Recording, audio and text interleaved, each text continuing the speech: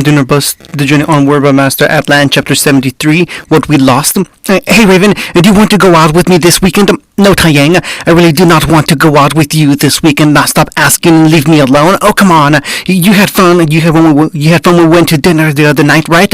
I bet it'd be just as fun if we went to the movie or bowling or whatever else. And I already said no.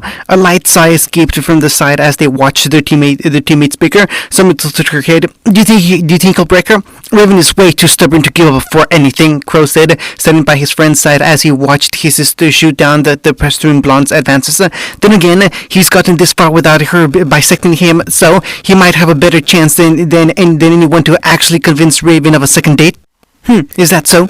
Jealous? What? Ruby squawked before shaking her head. No, why would you think that? That's so stupid. You keep convincing yourself about your sad little lies. Crow smirked and chuckled as his friend and teammate frowned up at him. Me? I'm gonna go get a little more training in, work on some of those sick moves I've been thinking up to get the jump in the spars. You're just trying to get one over on Naruto, aren't you? No, shut up, no. I really can't believe you two get this hostile over one little accident that he started, that you apparently escalated after he apologized. Whose side are you on? What that wannabe pretty boy or your beloved teammate? Depends on which one of you is being pettier. Whatever. If you want to see how a real man fights, then you should. Crow paused and stared to the side in absolute shock. What the hell? Summer blinked in confusion before following his side and then balked in horror. Oh no! What are you doing? Nothing much. Shikaku said with a small smile, just trying to make sure he doesn't flake. And Team MINA came over to greet their fellow students, but the team wasn't quite the odd formation. Shikaku led them forward with his shadow raised behind him and biting around a body. Inochu followed in the back, staying wary and ready to pounce at any moment, and Choza stood in the center, one hand enlarged to ensnare his leader, while his other covered his eyes and halted any attempts to escape. Stop it! Let me go! Let me go! Minato struggled to escape the constraints of both his teammates' hands and Shadow, holding him down. Also, with his eyes blocked and no vision to use, he could not escape with his transportation, leaving him only one option left, which was to thrash around in panic. You don't have to do this. Just let me go, and everything will be forgotten. Sure, but do you promise? But you promise when we do, you'll do it anyways. Absolutely. He stole the line. Shut up, Inoichi. Summer blanked. What's? Hold on, Summer. He has to do this. She's here. Damn it, let me go. Say it. Fine. Mito finally stopped resisting, panting and catching his breath after his face had gone red from the effort. He took a deep, shaky breath as even after he stopped, his face was still blushed. He muttered, Summer, yeah, do you want to go on a date this weekend? The other members of Team MINA released their leader as he stood in silence with a red face from shame. He stared at the ground before forcing himself to look up at his friend. She looked surprised by his request as her face started to gain the same color as his. Crow was the exact opposite because he seemed to have lost all colors over his entire body. Summer closed her mouth, her cheeks still flushed from embarrassment as she looked at her friend. He looked just as uncomfortable and nervous as she did, but his friends and teammates were congratulating themselves and watching them very close. She felt even more nervous knowing they were watching. Summer finally calmed herself down, not losing the color in her cheeks, but smiling. The boys chuckled and nudged their leaders back to make him look up. Mito seemed shocked by her smile and stood up taller in surprise. I'd love to. Hunting, hurry, it's coming. Don't go that way. It's a dead end. We'll never make it. The halls were in a panic as students from all four schools pushed each other out of the way and formed a stampede, threatening to trample anyone in its way. The atmosphere was in such a fervor that anyone that saw the oncoming charge had to either join it or get out of the way. It was mass of people emerged into the courtyard of Beacon and quickly turned to make way towards one of its landing pads. It was a large area, and it was the best place to get a view of the oncoming spectacle. Once it came into sight, the students came to a quick halt in watching and approach. Oh my god, it's huge. I can't believe it. empty Coliseum, the stage for the Vital Festival tournament. The massive stadium was large enough to accompany thousands of occupants and could possibly hold the populations of most of the city. Something so massive and heavy shouldn't have been able to fly, and yet they watched the Coliseum float high over the tops of Vale's skyscrapers and make its way over to Beacon. Flanked on all sides of the massive arena were bullheads and airships being piloted by huntsmen and huntresses from each kingdom that had offered their services to guide the technological marvel into place. Wow! Ruby filled to burst with excitement, but in the face of such a marvelous spectacle, she couldn't speak up in any higher than a whisper. She had lost track of her teammates and friends in the horde of people, but had given up on finding them once she spotted the Coliseum in her line of sight. The crowd around her had gone absolutely silent, while the shadow of the arena fell over them. Just whoa! Yep, Yang's hand fell on her head and patted her hair. Took the words right out of my mouth. We're gonna get up there. We're gonna own that place.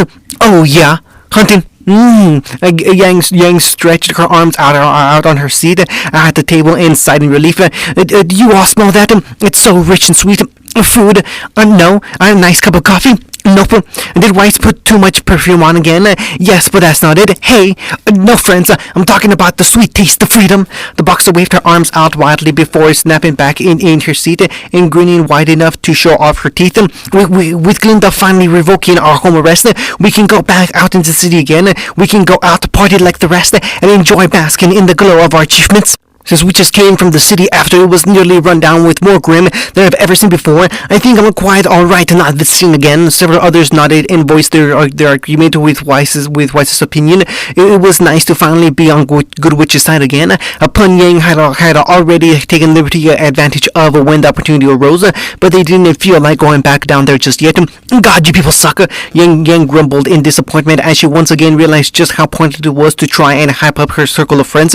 After a moment, she shrugged. Man, whatever. Not like we need all of you anyway. Her teasing grin stretched her face as the victim of her smile shrunk into herself. All I need is my little celebrity ticket. Ain't that right, internet star? Yang, stop it. Ruby's face was a mix of embarrassment and mortification as her vision bore down into the tablet. That's not funny. Oh yes, it is. It's super funny. Since the breach had threatened the city and the students and hunters of the kingdom had come to its rescue, and by attention had started to build for the tournament and the aspiring hunters. The internet was abuzz with what they would do and the things they would see at the tournament. And in all the build-up, a surprising face had started to garner attention on the web. Ruby had gone somewhat viral after her brief interview with VNN and Lisa Lavender. In the aftermath of the attack, her cute appearance as well as her earnest attitude and words added in with the fact she was carrying an adorable corgi in her arms gained her immediate fame on the internet. Her picture and frames from her interview, as well as dozens of others of other altered and shopped photos of her appeared when the words Little Beacon Huntress were typed into a search engine. I didn't think that would happen. I was just talking to the news. Who even watched the news anymore? Ruby panicked. How did it end up like this? Don't try to underestimate the internet, Ruby. You just hurt yourself. Yang consulted her before snapping to the side. Nato, can we get a quick update on the Little Beacon Huntress? She's still buzzing, Nato said with a grin as he watched his friend whimper and try to hide her face. Apparently, streamers were already using her likeness in the videos, and there's even merchandise being made. And the comments, oh, the whiskered fondness paused in grimace before pocketing his scroll and laughing uncomfortably. Oh, well, it is the internet after all. Ruby's face went crimson as she mumbled into her arms, and her friends patted her back more sympathetically. Pyrrha tried to help her friend with her embarrassment. It's alright, Ruby, believe me, I'm used to dealing with this kind of attention as well, both the fame and, well, the other stuff as well. Ruby grumbled, but finally raised her eyes to look at her red-haired friend. Oh yeah, you probably dealt with this kind of stuff way longer, haven't you, Pyrrha? Yeah, Pyrrha's name has been around for years. She has merchandise like that out of the wazoo. Yeah, and as far as comments on the internet, all scrolls that were being pulled out over the tablet flew out of their owner's hands and straight into Pierce. The redhead had a blush on her face that matched her hair before she lowered her hand and coughed nervously into her fist. Let's not look up anything like that. Her embarrassment faded as she turned to the younger girl. My manager tried to convince me that it was for the better. Consider it your name getting out and people starting to recognize you. I know it probably isn't the best way or the way you would have preferred, but it is still good. But it is still good that people are starting to know you. I guess. Oh, isn't that awesome, Ruby? You're famous now. You're famous now before the rest of us. Some of us, mind you. Weiss proudly reminded with a flippant wave of her hair. I'm the heiress to a renowned company, and I was quite a famous singer before I came here. Hear that, Ruby? Weiss has tons of inappropriate comments on the internet about her too. That's not what I meant. The others laughed at the sneeze expanse after the sisters had broken the dam. Yang looked like she would almost fall out of her seat as Ruby snickered at her partner's peeved expression. However, the group went silent as someone appeared behind them and placed his hand on their shoulders. You girls aren't causing any havoc, are you? No way. Seriously? The siblings turned around with big smiles on their faces. And then you're making me proud, right? Dad, hey! The blonde man stumbled back as he had to catch his daughters when they leapt on him. They hung off their feet by hugging him, and the older man chuckled as he kept them up. Well, I definitely wasn't expecting this kind of reaction. I guess I should come visit more often. Please don't. Yeah, Dad, this is a one-time thing, so don't get used to it.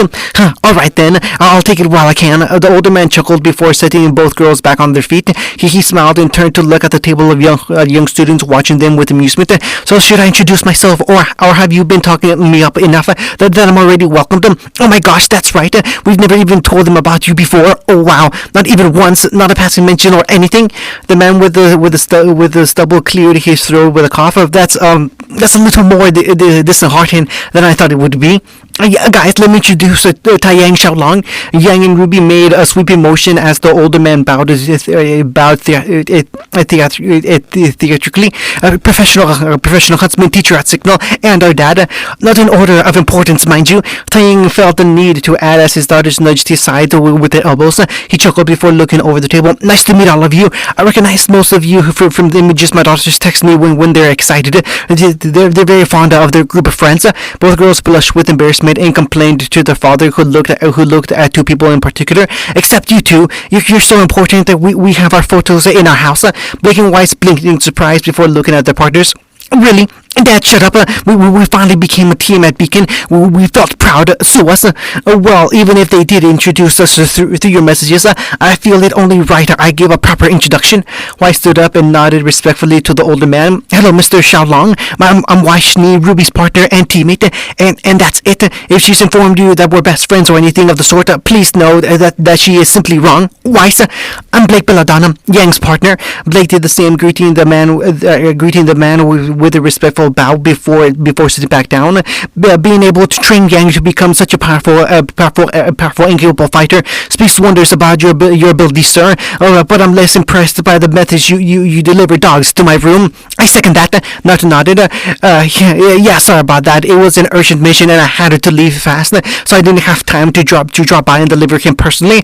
If I did, I'd probably feel obliged to stick around and greet all of you. Plus, I'd want to see how my girls have been enjoying their times at Beacon. Aw, Dad, making new friends and memories. Dad, starting fights and getting into embarrassing moments they'll stick with them for ages. Dad, how they've been learning to wake up without me there to yank them out of bed. Dad, plus I wanted to congratulate Ruby on her new fame. I especially like this one of rampaging Grim attacking before glowing docile with her little smile. Cute. Shut up, Dad. Oh man, this is hard to watch.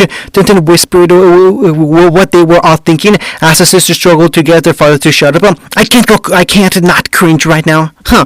Not a hump. Maybe Maida is actually pretty cool if this is the standard. Oh, is that the illustrious Taiyang Xiaolong I see conversing with our students? A boisterous laugh echoed as Port Ublik and Mito came walking over with Jiraiya following up behind them.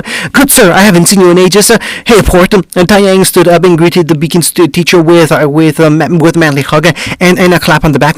Glad to see you're still as healthy and loud as ever. Good to see you too, Bart. Yes, always a pleasure. Taeyang then looked over and was surprised to see another blonde in the group. Minato, is that really you? I heard from the girls that you were teaching here, but I can't really believe it.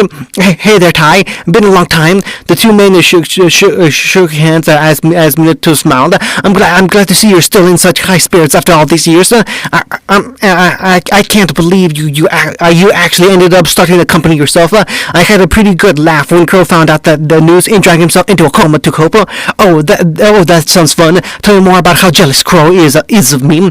Well, you didn't hear it from me. Ruby and Yang let out sighs of relief as their father got distracted and walked away to converse with his friends. Oh, thank God. I don't think I've ever seen a turnaround from so happy to see you two get out of my life so quickly as you can like that before. Yeah, well, that's our dad.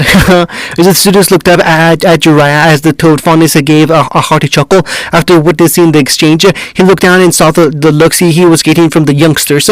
I didn't think I'd see one of Minato's old classmates again at the school. Oh yeah, not just that, came here when he was our age, right? Right? Nora smiled with excitement. So that means he was here around the same time as Ruby and Yang's dad too, right? So they were friends. Sort of. The toad answered. The teams were pretty close with each other. Same I imagine as you lot are. But they probably weren't as nice as all of you. I remember Minato having a big beef with this one kid from the team called Quail or Pigeon or Crow. That's it. The girls sighed exhaustingly. Yeah, they were at each other's throats all the time. Fought like wildcats. They did. No offense, Blake pouted when he looked her way. And I guess he and that Taeyang kid were in pretty good terms. But I can't believe it isn't awkward between them. Why would it be awkward? Because Minato had a little crush on that summer girl he liked. Ruby, Yang, and Naruto mechanically turned to look at the older man in silence. The hooded girl opened and closed her mouth before sounds finally came out. Naruto's dad had a crush on our mom. Sounds like that. I definitely know they were friendly with each other and they went on a date together. Stifled snickers and struggling laughs started to grind their way out across the table. Everyone was trying to keep some level of control, but found the willpower failing at the hilarious tale. Only Naruto, Ruby, and Yang looked mortified by the realization about their parents. So what? Kiba managed through shut lips. What exactly does that make them? I think the scientific term would be correct. Almost siblings. It's not funny. Oh, it was funny, alright, but also just a travesty to watch. That's why I dropped everything and came running over to Vale the moment I heard he had a date. Blake grimaced. You dropped everything to spy on your adopted son's date. You make it sound creepy, but this was the biggest thing to ever happen to him. It is creepy. Shut up, kid. The toad fondness looked around at the younger generation and grinned darkly as he held out his arms. Gather around, children, and let me tell you of the utter awkward failure that was little Minato's first date with Summer Rose. Weiss sighed and shook her head as her friends seemed more interested in the topic than they should be. We can't get out of this, can we? No, you cannot. No, you cannot. Jiraiya answered as he cleared his throat and looked around at the gathered group. Now, it all started years ago when they were still in their freshman year at Beacon. After some serious encouragement from his friends, Minato was finally convinced to ask her out. Hunting. Of course, I came to the same restaurant as them, as I could silently chaperone and make sure nothing great happened without me knowing. And when I went there, I got the attention of all the pretty young things and ladies as they were looking for some good time. I was swarmed on every side by a woman that wanted my attention. And Yang interrupted. Isn't this supposed to be a story about our mom and Naruto's dad's date? Oh yeah, no worries, it was still happening over there somewhere. Minato and Summer sat across from each other at a small table in the center of the restaurant. He was wearing a dress shirt and tried to look more grown up as she was in a nice dress with her signature white hood around her neck. Minato chuckled nervously and stretched the back of his head. Blah blah blah blah blah blah blah blah blah blah blah blah. Summer meekly smiled and scratched her cheek with a small red hue. Blah blah blah blah blah. Minato nodded. Blah blah. What the hell are you doing? Jiraiya looked around at his audience, expressions of confusion and skeptical belief. He realized what they were referring to another. Oh, I wasn't actually listening. Two kids attempting small talk is actually really boring and stupid. Anyway, all you need to know is Minato was blown. I looked in shame as my dear student in charge was totally screwing up his date. Luckily, I was there to save the day. Jiraiya stepped forward. Well, boys, looks like our little lovebirds needs our help. He snapped his fingers and smiled. Let's get to work. From the side, Shikaku, Inoichi, and Chosa dressed up in little outfits with multiple instruments. With multiple instruments appeared. Well, with Crow sliding in on his knees, dressed like a bard with a ukulele in his hands. No, hold up. Naruto interrupted and shook his head. I seriously doubt you and Dad's team came dressed up to his date and sang a song for them. Ruby crossed her arms, and Uncle Crow would never wear something as silly as that outfit, no matter how funny it would be. Well, duh, of course they didn't. Jiraiya pointed out. In reality, I just sent them a milkshake with a 2-end straw and a cake for them to eat and bond over. But this is my story, and this is way funnier if I tell it this way. He coughed into his hand and took a deep breath. And gaze at the person across from you now, feel the sweet spark of connection. Minato and Summer looked up as Jiraiya and his band sauntered over and sang a sweet melody. The Toad looked between the two youngsters. If you don't screw up this moment somehow, maybe you won't die alone. The band popped up behind Summer as the girl looked startled by their appearance. Don't be too needy or bring up your ex. They appeared behind Minato and shook their heads. Don't say the words or herps simplex. Don't ever mention you've never had sex. Trust me, I promise that she'll know. Minato and Summer both blushed and struggled to look at each other, and now her defenses are starting to fall. Summer giggled happily and gave the blonde a sweet smile at his awkward behavior. Smile and return her affections. And Minato smiled and laughed along with Summer as the tension between them started to fade. If you don't manage to ruin it at all, maybe you won't die alone. Minato and Summer sat across from each other and laughed lightly before they started talking again. The sense of awkwardness between them disappeared as they merely enjoyed the company the other provided. Maybe you won't die alone. Jiraiya sang, lounging back triumphantly as his quartet finished their song with a lovely flourish, and the two dating teens started to ease into their day properly. His work was done, and now it was time to bask in his victory. Hunting. After that, the day went off pretty well, thanks to a little more attention to his privacy.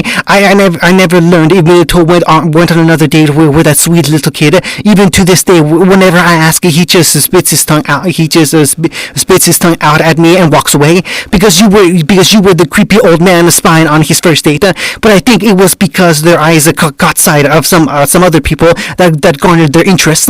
Naruto's ears twitched in interest as Jiraiya chuckled. But we'll never know for sure. It was a pretty long time ago after all. After the story arc had finished, the Ruby and Yang had found themselves sporting goofy smiles, and they couldn't get rid of. They looked at each other before the younger girl giggled. Mom's first date. I bet she was a total mess. Yang snickered under her breath, fretting and sweating about stuff that wasn't about being a huntress. Even Mom was a kid like us. I bet it would have been really funny to see that. I think we can get Dad and Uncle Crow to spill. For Uncle Crow, we'd need to get him nice and drowsy. A bottle of whiskey would do it. But for Dad, Yang grinned, I think a little the puppy dog eyes will butter him up nice and easy. A double team. They high-fived. He'll never stand a chance. Hunting. Nah, not right now. What? Both girls cried out as the combination effort had no effect. Why not? Man, I don't feel like digging into the past. What about you girls? Their father said as they walked back through the halls of the school together. I want to hear about what's been going on with you during your days here. We kick names and take butts. The usual, Ruby exclaimed. Now tell us about your days as a student, Dad. No better time than when you're at your all time that matters. Alma mater. Taiyan corrected, making his youngest frown in frustration as she shrugged. Plus, I don't even know what you're asking me. I usually go to Crow for all the exaggerated stories and tall tales. Never have I once seen you two come to me to hear about our school days. Well, yeah, Yang sheepishly smiled, but that's kinda because your stories are really censored. Yeah, like that time you said Uncle Crow slipped on ice during a winter training session and broke his bum. You girls got the general idea. Plus, even Uncle Crow stories can get kind of wild at times, like the one where he fended off a barren goal with an arm tied behind his back, or the one where he completed your first year assignment by single-handedly bringing peace to an entire sector by himself, or that one where your whole team fought a crazy monster woman with chains to the city when you were freshmen. Taeyang paused and opened his mouth when they were brought up. Both girls looked up in silence before their eyes wanted in disbelief. Their father bit his lip before shaking his head. That last one was kind of complicated, but I will tell you both some other time. Tell us now. So what did you hear this story from the old toad? He told us he was spying on you on your first date, and you were blowing it. And then he said you saved it by performing some crazy song with the rest of your team as his band. Oh, it's the band now, is it? Minto sighed angrily as he rubbed his brow. I'm going to have to talk with you when I get the chance. Remind him that I'm not the only one with embarrassing stories that should stay buried. The old man grunted darkly before looking up and spotting the other group in the hall. Hello again. Hey, Mr. Namikaze. Ruby greeted with a big grin. So we heard a little story about you and our mom when you were younger. Yes, I heard. Feels like we're closer than ever now. Close enough that you can get a good word to Miss Goodwitch to raise our grades, maybe? Yang laughed. However, the unamused stares from Minato and Taeyang dampened that levity. Oh, it's a joke. You old guys need to seriously think about those sticks up your butts. She rolled her eyes before her smile returned. Hey now that I think about it, you said something about a walk down memory lane when you met us last semester, right? Guess we know about no, what's that about now, huh? That's right. I look at you two and I see the spitting image of your mothers. Imagine my surprise seeing two familiar faces attending their school again. Yang grinned and patted Ruby's head as she giggled. Minto looked up at his old classmate. You must be so proud. Like you wouldn't believe. Taeyang brought his girls in for a hug and received some serious complaints and protests when he did, even if they were blushing from the show of affection. And I noticed I'm not the only one with a proud little soldier making a name at our school. Naruto Uzumaki, sir. Taeyang accepted Naruto's hand. It's nice to meet you. Your daughters are some of the best people I've ever met, and I'm happy to call them my friends. Oh, smooth talker. His daughters groaned. Hey, I was thinking about taking the girls out to the city for a meal and night out. Would you two like to join us? We wouldn't want to impose. No, it'd be so much fun if you came. Ruby said with glee as she smiled and pulled out her scroll. I'll tell Weiss and Blake to come too. Oh, we can have a whole night party and having fun. And Weiss texted back that we should be utilizing our time wisely by training for the tournament. And Blake sent a picture of herself with the book on her bed. I don't think they're coming. That's fine. Taeyang smirked. More fun for us. Hunting. So how was your dance experience? You told me you were really looking forward to planning it. Yang grinned. Oh, it was awesome. Everyone enjoyed themselves, and all my hard work paid off, if I do say so myself. Even teacher was dancing with a few students. They insisted I dance with them and pulled me out, and that was pretty much my entire night. You got to dance with that sexy girl from Mistral though, so I don't see why you're complaining. Yang got some odd looks from her family and friends. What? We can't exactly deny them. That's very frowned upon for people in my position. Minto grossed while taking a bite out of his steak. But it was still a fantastic night, and your efforts definitely shine through, Yang. Aw, shucks. I'm just glad everyone enjoyed themselves that night. Well, almost everyone. Lavender eyes settled on Ruby and Naruto as they conspicuously turned and avoided her gaze. Some people had to run off and miss the chance to have fun. I'm sorry, Ruby whined incredulously. Well, we were trying to stop an attack on the CCT by some weird infiltrator. Yeah, just trying to save the day and keep the peace. How dare us? Naruto added as Ruby huffed in agreement. They tried to clap hands, but missed and awkwardly tried to hide their mistake. Besides, we told you pretty much every day leading up to the dance that we didn't want to go to the dance. So what did you expect when you forced us to go there? That you'd realize the errors of your ways? Have have a good time spending it with the people who care about you. Break out of your shells and make memories of that night you would never forget. Ruby and Naruto said in silence before Ruby huffed. Well, when you say it like that, you just make us feel bad. Yang smirked and wiggled her finger at her little sister as Taiyang managed to watch them with fond smiles on their faces. Minto chuckled and looked over at his former classmate. I seem to recall our dance being a pretty hectic event as well. Yeah, I think you're right. Taiyang grinned. Didn't Noichi try asking every girl out to the dance? Wasn't his logic something like it can't just be guys who can go to these type of who go to these by themselves? So I'm gonna try my luck and see what happens. I got slapped so many times that night. And somehow it was Choso leaving with another girl. Turns out the theory was right, but the execution sucked. Both men laughed at the old memory as Taiyang whipped a tear from his eye. Oh, but remember Crow's little misadventure? Absolutely. Naruto nearly choked on his water. He wanted to try his hand at being a DJ and got behind the music system, but he screwed up, and the playlist was stuck on Elysian yodeling for an hour. Taiyang did a spit takeaway with his beer as both men went into an uncontrollable fit of laughter. Minto struggled for breath. Summer was so embarrassed that night. She wanted to slink back to bed and just die under her covers. Everyone was actually mortified by what he did. Taiyang wheezed. It was so bad she wanted to do anything to get her focus off seeing him fumble with the controls and push people away from actually fixing it. The stumbled blonde calmed down and looked down into his mug of beer with a melancholy smile. I think that was the first time she ever agreed to dance with me. God, I can't believe I still remember that night. Both huntsmen chuckled and collected their drinks together. They drank before looking over and seeing the curious and pleading expressions on the kids' faces. Minto chuckled. Does it make it any better knowing we screwed up our dances too? A little. We muttered slyly before looking between the two men. Hopefully, can you tell us a little more about when you were students? Taiyang smirked.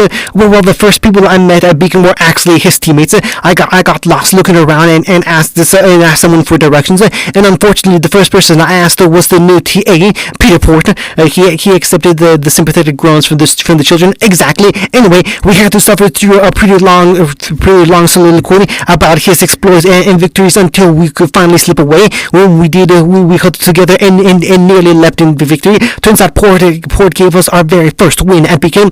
And little Taiyang, I pretty much met the entirety of Stork at the same time. I was exploring Beacon with a little bit more energy than was strictly necessary, and I ran into someone. That someone just happened to be a spiky-haired, temperamental, chip-shouldered punk looking to pick a fight. Not to raise an eyebrow at the groans his two friends gave at that description, and I wasn't so much better and provoked him so. Oh my God, you got into a fight with Uncle Crow? Who won?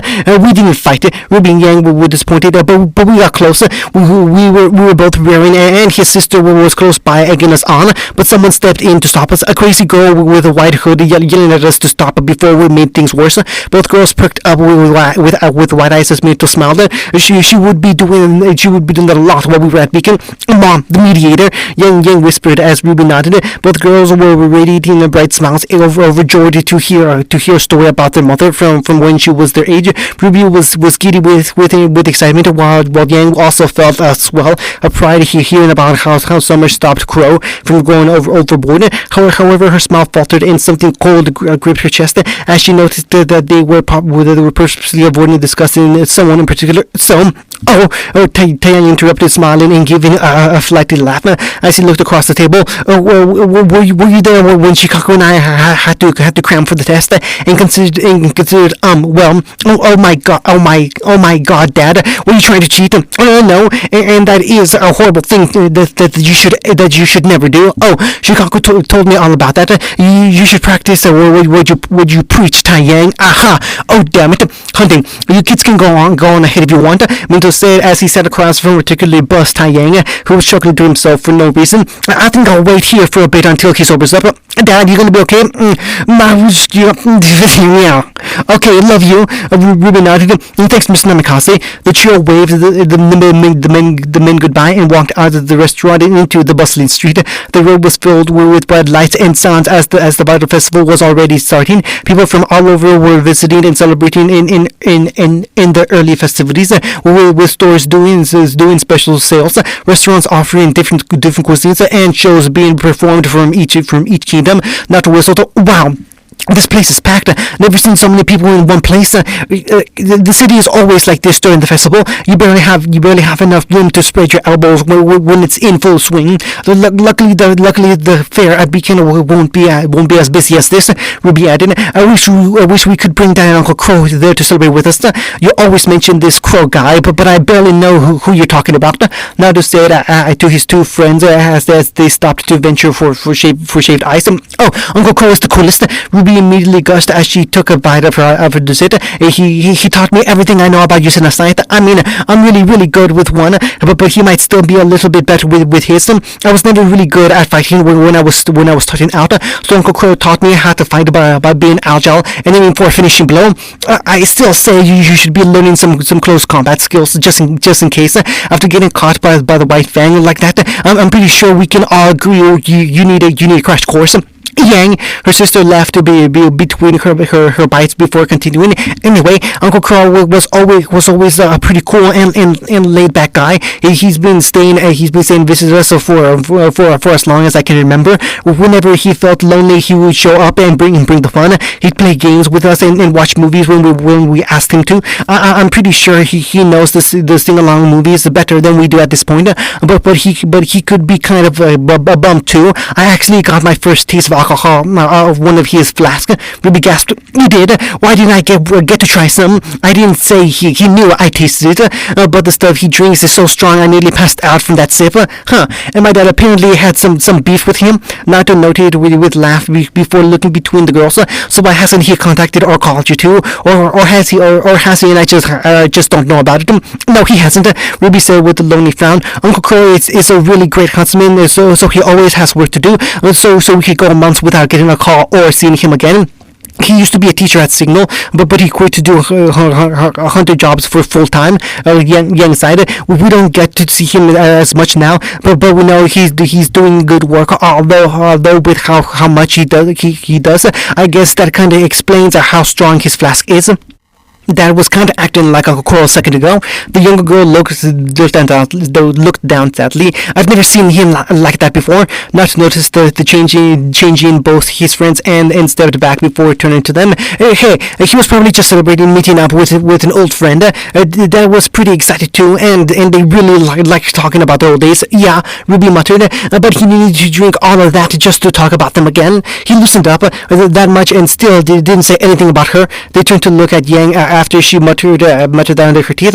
Not to look confused. Your mom? He talked about her a lot. No, not our mom, Summer. My mom, Raven. Yang. Ruby stepped up with urgency in her voice. You don't have to if you don't want to. She looked up at her whiskered friend. Yang doesn't like talking about Ruby. It's okay. Yang gently held her sister's shoulder and gave a soft but sad smile. The shorter girl looked reluctant but gave a small nod. He's told us a lot about his family when he didn't need to, so I think it's fair we tell him a little about ours. Naruto shook his head. You don't have to. It's okay. It might actually feel pretty good to get some of this off of my chest. Yang stepped by a spot on the sidewalk that was less crowded than any other. She leaned back against the wall. So the one person they failed to mention back there was Raven Bronwyn, Uncle Crow's twin sister, and my mom. He and Dad don't talk about her very much. In fact, they make it a point to avoid bringing her up as much as possible. She's pretty much the black sheep of our family. She and Uncle Crow were raised outside of the kingdoms before they joined Beacon. So they were always kind of rough. But when they came here, they started acting differently and living things up more often. Things were going so well that Raven started to get involved with Dad. But apparently her mindset never really changed. Uncle Crow told me that while his opinion of the kingdom changed and that he wanted to stay and fight in them a little longer, Raven never changed. She stayed with Dad for a few years, but after she had me, she left him. Oh God! Now to remember, looking between her and Ruby to see their expressions that were equally crestfallen. Yang, thankfully, Sabra came along and saved us and brought a little more warmth into our lives. Yang smiled and ruffled her little sister's hair as Ruby mumbled under her hand. The blonde crushed the cone in her hand and lobbed it over into the trash can. Maybe it's for the best if she could run off like that without ever showing up once in 17 years. Who needs her? Yang looked down. I mean, I still look for her, but not so I can bring her back home. I don't know what I'd want if I ever found her.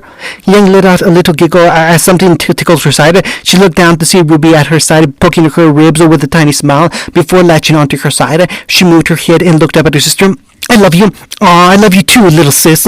I'm sorry about your mom, Yang. Naruto stepped up by his friend's side. He grabbed her shoulder and grinned. But hey, when you finally find her, you'll get to show her how awesome you've become. Yang stifled her laugh before it came out as a full-blown chortle. She wrapped an arm around her sister and her friend and her friend's neck and pulled them in close for a hug. Damn straight. Now that's enough gloom for one night. Come on, the night is young and we're just starting to party. Ruby and Naruto smiled as her spirits burned bright again, and she led them into the busier part of the street. Ruby quickly followed after her sister as the whisker teen stayed behind for a moment. He was happy to see his friends being joyful again, and he was touched that she trusted him enough to tell him this such an important part of her life. But why did he feel like he heard her mother's name before? Hunting? hey, Taiying hiccupped. A bar, yay! The signal teacher stumbled towards the tavern in an inebriated haze. Let the night go on. Taiying, hey, come back here. Minto called out to his associate, apologizing along the way to anyone unfortunate enough to get in Tai's path as he drunkenly beelined towards the pub after they had left the restaurant. The blonde wobbled out into the streets, marveling at everything around him that was filled with light before he decided he didn't want the buzz to vanish and stumbled into another place to drink. You can't be serious right now. Minato! The drunk waved at his associate, a beer in hand, and already seated at the counter with a goofy grin. I got another one. It's fizzy. Oh crap, come here, he ordered, slamming his hand down repeatedly on the seat beside him. Get over here now. Come, have a drink with me and get buzzed and get the buzzed on. I can't, Taiyang. I'm sober nearly 3 years now. Good for you. Hey, a beer for my friend to sorority. Minato shook his head and warded the bartender off as Taiyang chucked his drink. He pulled it back and burped before wiping his mouth. I think Crow learned a thing or two from you. Minato rolled his eyes. I think you might need to learn a thing or two first. Nah, I'm not that bad. Whenever I see Crow, he's usually worse than this.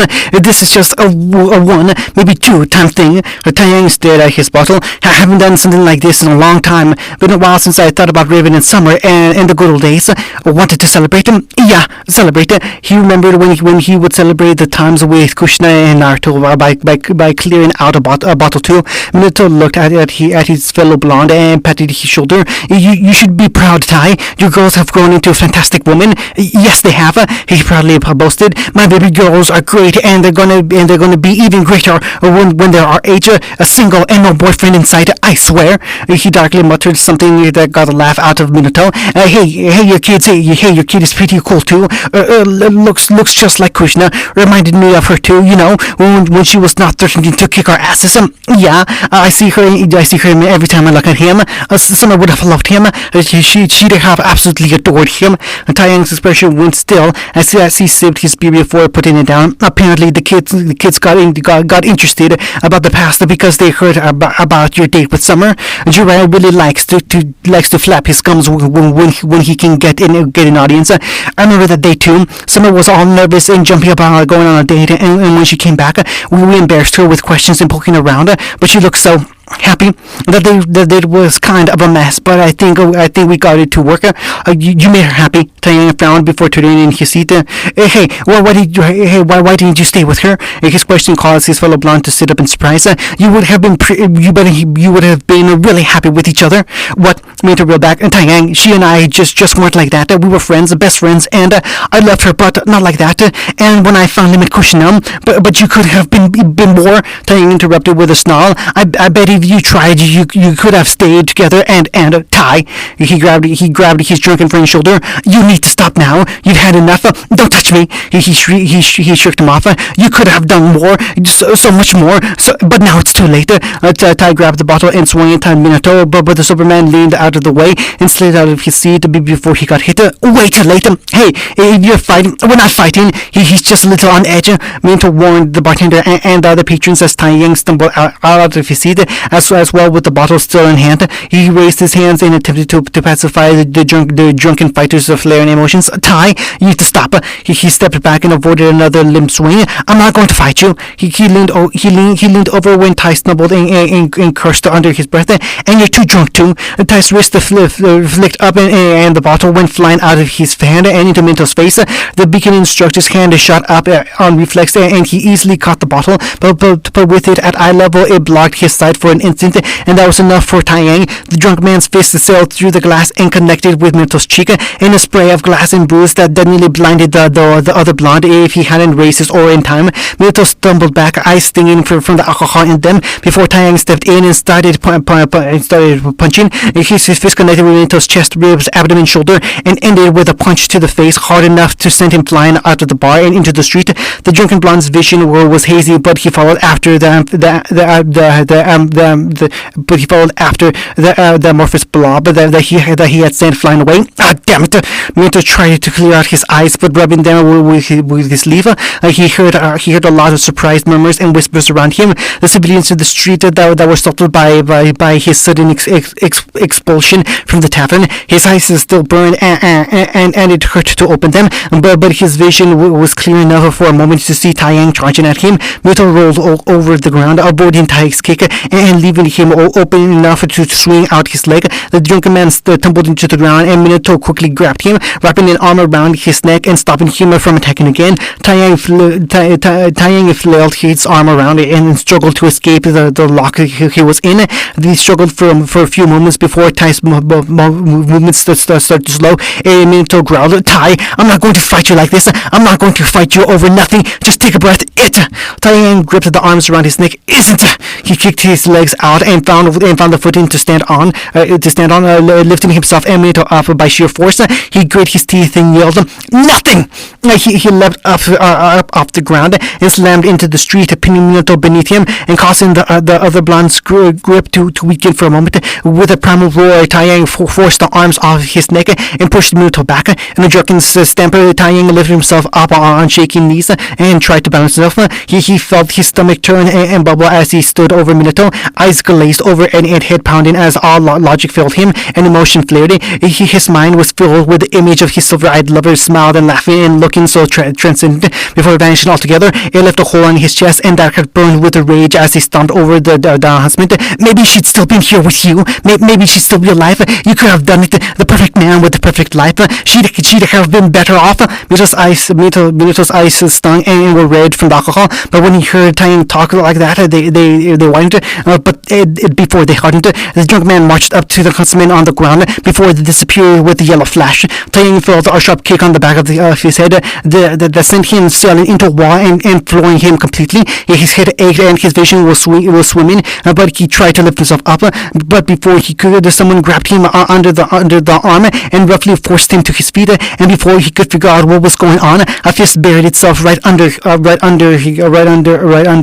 sternum. Taeyang gagged from the force of the blow and quickly covered his mouth when he felt something hot rush up his throat. Minto turned around and fixed his suit as his drinking companion started to empty his stomach. The visceral sounding of his retching caused a familiar shiver of Minto's back, but he ignored it.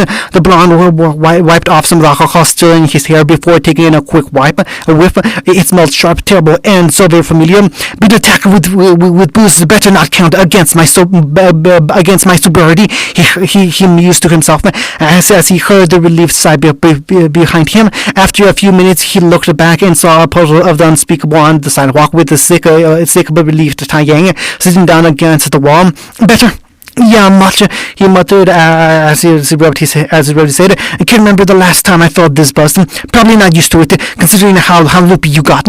Minto stepped up beside his companion and slid down the street wall to sit beside him. The onlooking civilian seeing there was no longer a fight and probably going back to the business. With a sigh, Minto looked over to the inebriated man. You were spotting some really stupid stuff. Yeah, sorry about that. Taiyang apologized. I don't know what came over me. I don't even know why I started throwing punches at you, because you were drunk and had a beef to pick. Minto said in a short and curt tone. And usually I can be a good sport and accept if a drunk starts swinging and trying to pick a fight. But when you start muttering stupid stuff like you did then, I have to put an end to it. Taiyang sunk down in shame as he felt Minto's eyes turn on him. You can't actually believe any of the stuff you said, do you? Of course not. Then where the hell did that come from? Minto pressed. I mean, what made you think that if someone was with me, then she'd still be alive? What could possibly possess you to think I had that kind of power? I don't. He looked over and saw Mito's persistent frown before he elaborated. I don't just think you could have saved her. Truth is, when I let my mind wander like that, I just started thinking up ideas and excuses. He sighed groggily and noticing Mito's expression ease as he listened. Maybe if she was with you, she would still be alive. Maybe if I went with her, she would have come back. Maybe if she never met me, she'd have never taken the job. I mean, I can go on and on and on about possible ideas that could have led to her still being alive. And most of the time, I just arrive to the same idea that if she never loved me, maybe she could still be alive. But your daughters would have never had a mother. You would have never had Ruby. I know. Taiyang admitted, guilt and horror heavy in his voice. The very idea that I would think about something like that makes me sick, and I hate it. He sighed and looked up at the sky in its illuminated state by the city lights. But someone could still be alive, and I end up thinking about it. Well, don't consider me in any of those thoughts. Minto muttered as he closed his eyes and tried to power through the steam the alcohol gave him. A few years back, I found a letter Summer sent me. It had only just reached you. I told her she should have just contacted you. I thought it was a nice gesture. Anyway, I thought a lot about what could have happened if I got that letter sooner and reached out. If I reached out in return, I guess you aren't the only one imagining how things could have worked out. Mito gave a weary sigh. Krishna left me years ago. What? Taiyang was genuinely shocked. I didn't know. I'm sorry, Minato. She didn't leave because she wanted to. At least that's what I believe. All this time, and it's getting harder and harder to hold on to that thought. But I loved her with all my heart, and she loved me in return. And I couldn't do anything to help her when she most needed it. So if it'll ease your mind a little, I don't think someone would have been perfectly happy with me. She'd smack you if she heard you say that. She'd smack us both for being idiots. The blonde shared a quick melancholic laugh at the memory of the silver-eyed woman. They laid back against the wall and sat in silence even as they heard some faint police sirens grow closer and closer. It was supposed to be easy, Taiyang mused. When we were in school and we had all these ideals about a future, fall in love, start a family, keep them safe, grow old. That was supposed to be it. I never imagined something so simple could be this hard. I don't think we realized how important it was until it was too late. Hunting. We'll be giving them a warning for drunk and disorderly conduct.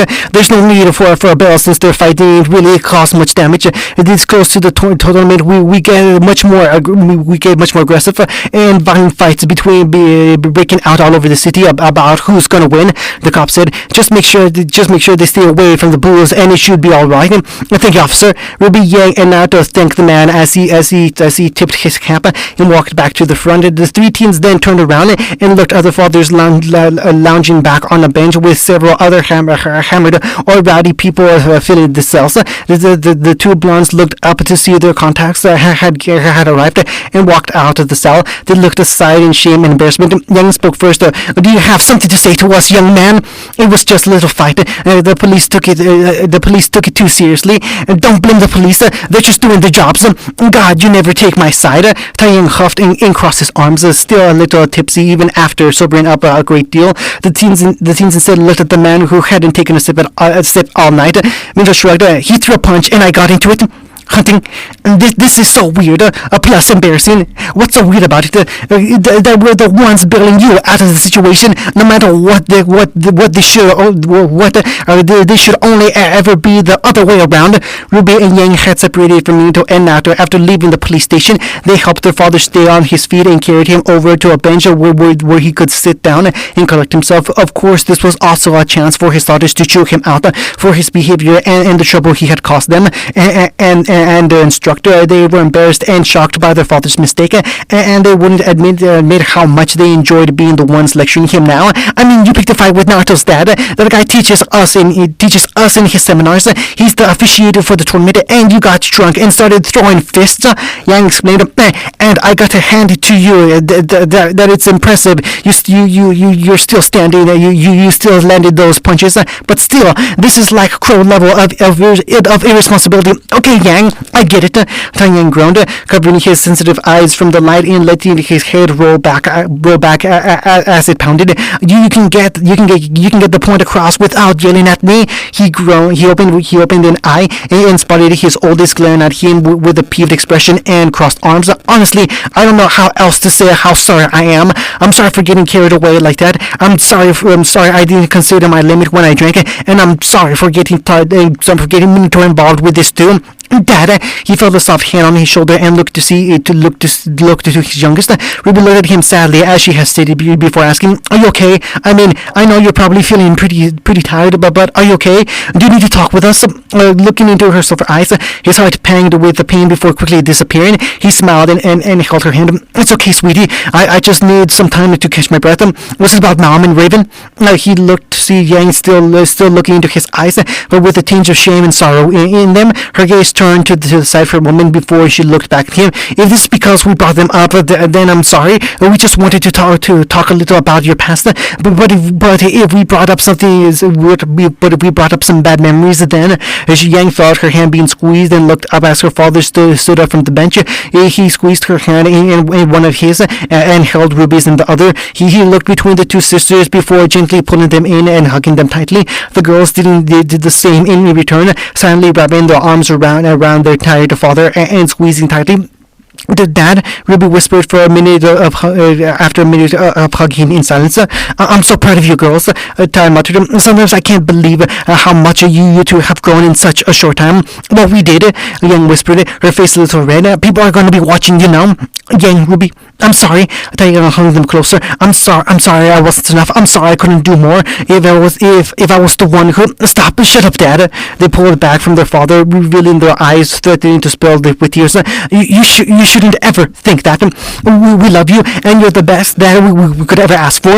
He pulled them back in and hid his face as his eyes watered too. "Thank you."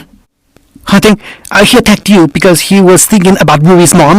He got frustrated because he was thinking about how things could have been or what might have changed if he made different choices.